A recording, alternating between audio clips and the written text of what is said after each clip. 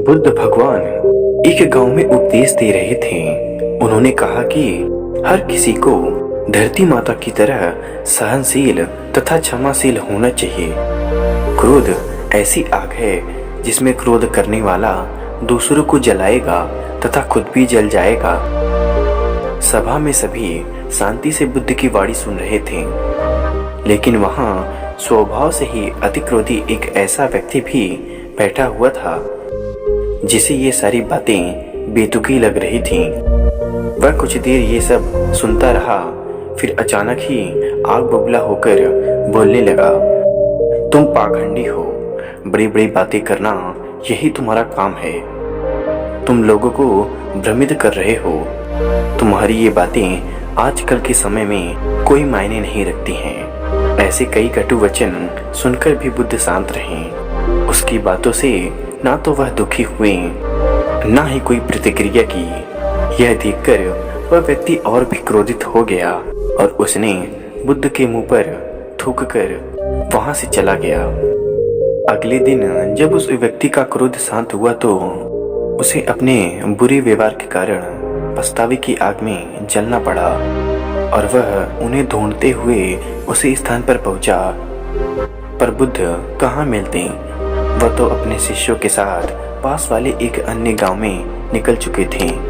व्यक्ति ने बुद्ध के बारे में लोगों से पूछा और ढूंढते ढूंढते जहां बुद्ध प्रवचन दे रहे थे वहां पहुंच गया। उन्हें देखते ही वह उनके चरणों में गिर पड़ा और बोला, मुझे क्षमा कीजिए प्रभु। बुद्ध ने पूछा, कौन हो भाई, तुम्हें क्या हुआ है, क्यों क्षमा मांग रहे हो? उसने कहा, क्या आप भूल गए हैं, मैं वही हूँ जिसने कल आपके साथ बुरा व्यवहार किया था। मैं शर्मिंदा हूँ, मैं मेरे दुष्ट आचरण की क्षमा याचना करने आया हूँ। भगवान बुद्ध ने प्रेम पूर्वक कहा, बीता हुआ कल मैं तो वहीं छोड़कर आया हूँ और तुम अभी भी वहीं अटके हुए हो। तुम्हें अपनी गलती का आभास हो चुका है, तुमने पश्चाताप कर लिया है, तुम निर्मल हो चुके हो। अब तुम आज में प्रवेश करो। बुरी बातें तथा बुरी घटनाएं याद करते रहने से वर्तमान और भविष्य दोनों बिगड़ते जाते हैं।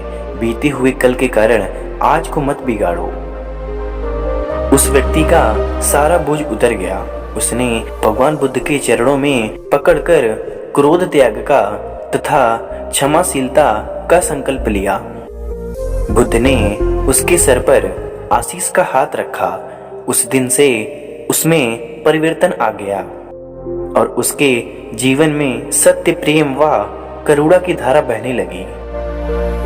मित्रों, बहुत बार हम भूतकाल में की गई किसी गलती के बारे में सोचकर बार बार दुखी होते हैं और खुद को कोसते हैं। हमें ऐसा कभी नहीं करना चाहिए।